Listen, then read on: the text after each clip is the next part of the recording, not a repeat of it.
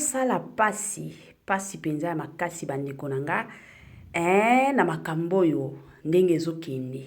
La famille ka ndenge ye moko Dudu Supu alobaki ye moko na munoko na yeke akomi boma.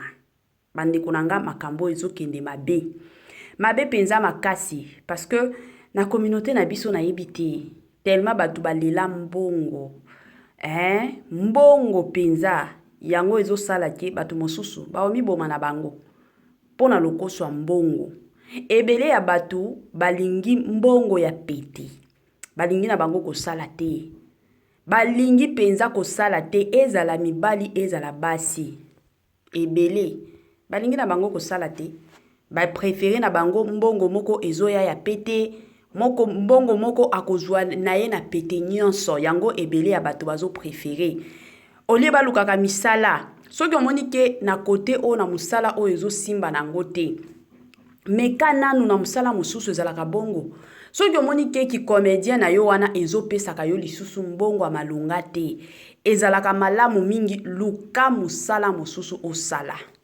keko ya komikotisa na makambo moko boye na ebite na bana bobotaka je ne sais pas bokanisaka keno bana wana bakokolaka te un jour imaginez bana bakoli bakomi koyoka ba makambo papa na bango abandaki kobimisa bakomi koyoka ke papa na biso azalaki pedula ezo sala soni penza na sortie médiatique ya liboso ya Dudu Supu awangana makambo nyonso awangana penza na niveau moko pas possible kutu asala na ba video alobaki akomi boma soki makambo eko continuer akomi boma yango ye moko Dudu Supu alobaki alelaki bandeko nanga ba o balandaka video wana nga kutu na tiaki ka maloba na émission nanga moko na sala ya Dudu Supu oyo Dudu Supu abimisa ba maloba loba bandaki kolela ndenge akomi boma na ye akomi boma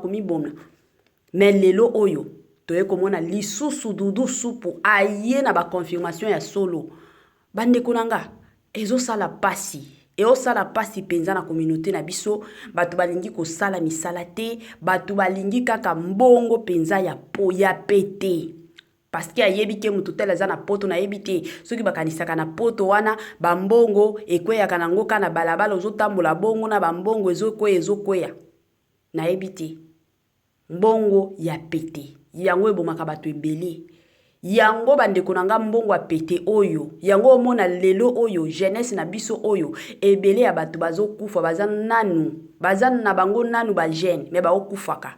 Pourquoi? Parce que balingi mbongo a pété. Salut cher Bouchou, salut cher abonnés, salut cher connaissances. Salut surtout les amis de Étoiline Inès TV.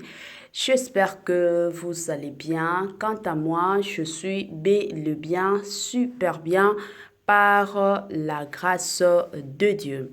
Cher Bouchou, cher abonnés et chers connaissances, Yalelo penza na yeli bino Dudu Supu bandeko na ngai.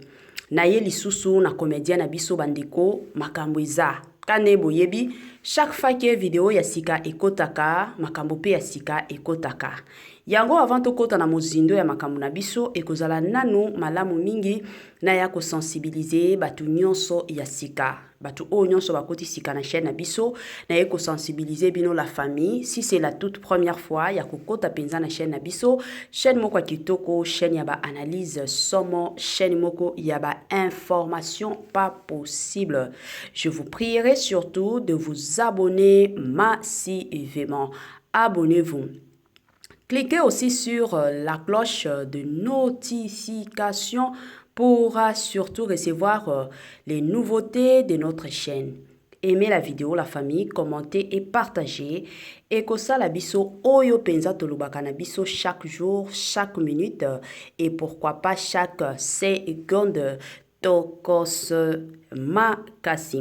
Bande konanga kande na lubaka ezalaka toujours et encore malamu mingi soki zolandaka biso zala penza ya kovanda bisika nyonso zolandaka biso zo penza kiti na yo vanda tango zo vanda kawana tia mwa mai na yo pembeni tia mwa jus na yo pembeni tia mwa sucre na yo pembeni Côté mosusu talela pe heure soki omoni ke non eza nango tongo na pete nyonso na osenga na yo. Mamae 2024 Gavker to Yelibino solution. Pour n'aba problème ya trompe, fibrome, myome, kyste, règle abondante. Gavker to Zalina solution. Yo oyo okota ménopause atana 65 ans na Gavker oko simba mwana. Ebongo oyo etali fertilité masculine. Ma papa to bossani binoté, faiblesse sexuelle, éjaculation précoce, insuffisance des spermes, topé agrandissement de pénis. Bossa ya mwasi et kimayo kimobali etelemaka bien te awa yoka yango etelemi. Ebongo oyo etali loposo, vergeture, babengi nduta, bouton, tache, acné. Gavker ba produit ya solo teint uniforme. Na 5 jours ya pamba oteli telendenge bimi kitoko na feti. Tozalina gamme complet ya Coca-Cola, ya injection, ya comprimé, na ya suppositoire. Yeah. Ozalina problème ya hémorroïde interne, topé externe. Papa, maman, kaka na 2 jours ya pamba omoni changement total. Pour la maladie, tension, diabète, AVC, topé, obésité, lobico et zali, perte de poids, sans okota salle de sport. Kisi ya injection, P comprimé, na Gavker, bikalibela. Olingi okima, suki pe mandefu ya pembe, benga biso na lombango, po awa, tozali na solution moko durable. Ba produit na biso nyonso, ezali 100% naturel, pe et salemi, na ba plante, na ba industrie, ya Angleterre, pe Allemagne. Benga biso na numéro oyo plus 44 74 05 65 35 48. Gavker solution ya santé na yo.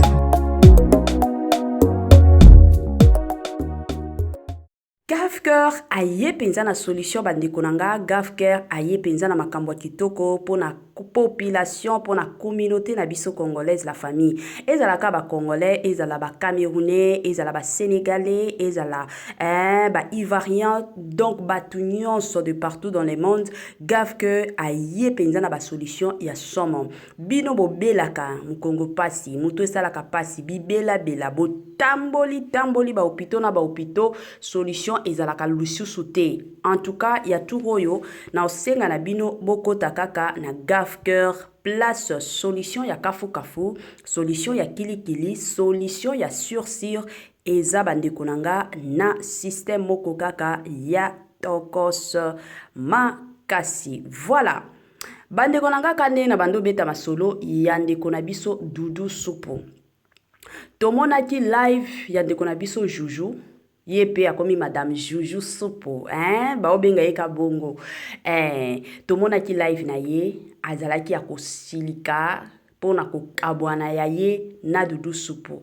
Abimisa ba makambo ya somo. Oyo ebele ya batu baye bakite. Ebele ya batu baye bakite keno. Comédien na biso Doudou Soupo abimaka pe na mibali. Ebele ya batu babando kanisaka keno ya zalaka marié, azalaka na mwasi na ye kaka. Nzoka abandai ko bima na ye na Juju. Tango aye ko boya Juju, nde Juju wana ayaki ko bimisa ba makambo. Tango Juju ayaki ko bimisa, comédien na biso Doudou Soupo awangana kuto asala ba video abandaki ko lila. Ba oko sela ye akokiki ko miboma. Ayo boye matie kiti. Jusqu'à ce que bandeko nanga makambo wana eyaki kovanda kimia to salela yango ba émission. À ma grande surprise, la famille to vanda ka aboye to monaka live moko na TikTok. Live ango wana elobi nini? To monaka ka baye kokoti sape Juju, baye kokoti sape Doudou Soupo. Bandeko nanga kuna nde ba vérité ekomi ko bima. Ba vérité pona Doudou aye ko confirmer que oui ngana linga Juju pona mbongo. Na linga kiye pona mbongo. Donc ndenge makambo eza boye parce que toyebi ke Juju azana poto. Doudou Soupo azane na kin. Sikoyo ki bolingo na bango ezalaki musuba kolongola bilamba ba obenga na ba appel vidéo bazo monana. Donc ezaki bolingo na bango bongo na ebite soki Juju abandaki ko planifier to abandaki déjà ko bongisa nzela pona Doudou alanda ye to soki ndenge nini ngana bino to yebite mais o to yebi kaka eza bolingo na bango babando salango na ba téléphone bandeko na ngai babandai ko mi benga na bango nyonso mi bale 100 bilamba baobenga na bappel vidéo bamonanaka. Donc pour na Doudou Soupu lelo penza aye ko affirmer makambo na ye ke no ye alinga na ye juju pour na mbongo. Bande konanga ezo sala pasi. Pour na minute yo juju alobi akobimisa ba makambo tina ba vidéo abandaki ko sala ko enregistrer yango akobimisa ngo nyonso na poisa. Ezo sala pasi. Ezo sala pasi vraiment na communauté na biso, ezo sala pasi pour na biso ba congolais. Makambo eza makambo moko ya soni. Ona koti koloba. Papa Doudou Soupu azana bana. Bien que bana na ye baza mwa mike. Mais bana wana bakukolaka. Baotika laka mikete. Et surtout ba makambo oyo ezolekaka sur les réseaux sociaux. Ba makambo oyo ke no live koti o abimisaki. Ba makambo wana etikalaka toujours et encore na ba réseaux sociaux la famille. Etikalaka. Et loko azobosana eza que bana bazokola. Lelo tolobi bana wana bakozala mikolo. Imaginez bana wana bayoka ba makambo papa na bango bandaki kosala. Bakosepela, je ne pense pas. Bana wana bakosepela kate. Bakosepela te. Eza na makambo susu dans la vie bande konanga to lukambongo. Lukambongo. Soki omoni ke na musala ozo sala ozo kotisa yo mbongo te. Luka musala mosusu. Basala ka bongo. Ce qui peut-être est à côté na ya moni ke no ba théâtre ezo futaka ye bien te.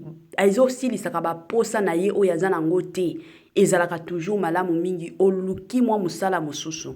Déjà na misala na bango wana baza na ba connexion ya makasi. Baza na batu oyo baza likolo. Batu oyo bakotika kosenga lelo ke no na lingi na tika makambo ya théâtre oyo nazo mona vérité te naza na posa ya musala ya bien oyo bandoko tsilanga mbongo.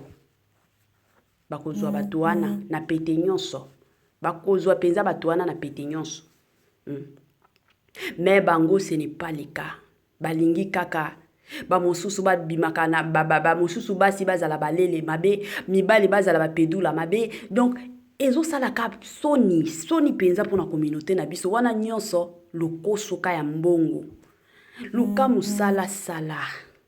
Sala penza musala na pete nyonso. Sala penza musala na bolingo nyonso. Sala penza musala na yo. Luka mbongo na yo na kimia nyonso. Moni soki ozo sala musala na yo. Oyebike musala na ngwezo kotisela nga mbongo. Ozala na pedu. Ozala na kimia na motema. Bandeko nanga ba makambo susu to boya kolubango na ba français tala kaka soki olobi mwa makambo moko boye mosusu ezo sala ke ba vidéo mosusu bandeko nanga ekomi ko boya koleka yango wana to se força ka lingala matakita voilà et o sala pasi bandeko et o sala pasi komona papa mobimba papa mukolo aza mwana mukete aza tata penza mobimba papa moko avandisi masolo avandisi mwasi na ye na libala meko ya komona lelo papa Doudou Soupu bandeko nanga e osala makambo moko ya soni na niveau moko pas possible na okamwe ba makambo susu to yoka otalika boyolobi nzambe nanga o nini lisusu Kongo na biso ezanga kanango matière Kongo mosusu Kongo na biso eyaka toujours na makamba. Grand merci na balandi nyonso ya Étoile Ines TV. Grand merci na ba onyo surtout bazwaka tana bango pona kolandaka biso de partout dans le monde. Ba onyo so bazwaka pinza tana bango pona kosalelaka biso ba partage kokomelaka biso kobengaka pe biso. En tout cas, grand merci na bino et surtout que Dieu vous bénisse abondamment. Bamatondo ebele to ba merci mingi na ye moko sponsor na biso officiel. Sponsor na biso oya tikaka biso te. Sponsor na biso oya zalaka toujours et encore. Elongo na Étoile Ines TV. Sponsor na biso na kombo ya Jésus-Christ de Nazareth. Bambote nanga na ye moko Linda Bukulu ya balinda mwasi nzombe.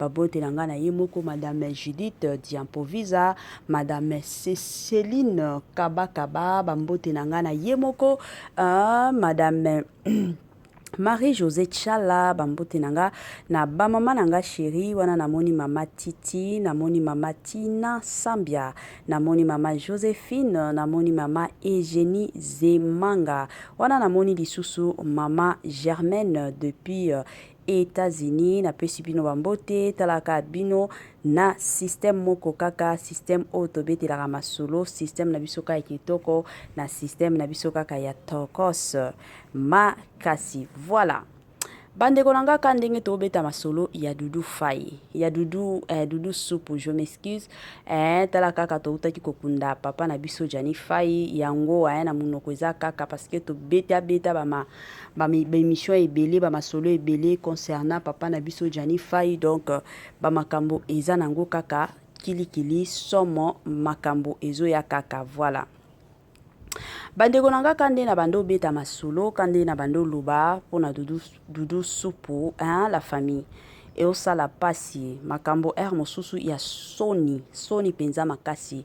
De mon côté je ne vois pas le pourquoi Doudou Soupe akotaki live wana na mona kite parce que kotala na ba vidéo na ye ya liboso oyo abimisa aolela ba okosela ye makambo ona komi boma ebele ya bato nga kutu tango na kota ki na lobaki nga na mi lobaki nga moko na lobi pourquoi papa na biso oyo ake kokota live ba makambo mosusu ata soki ebimi oyebi ke ozalaki kuna peut-être olingi o changer ofongoli misu oyebi vérité peut-être lelo oboyi ba makambo wana lisusu te olobi nga vi oyo lisusu na vi na nga ekosimba lisusu te oboyi mais pourquoi kokota opesaka bato mosusu accès ya koya kofinga yo pourquoi kokende kokota eosala pasi na communauté na biso bandeko nanga yango nalobaka toujours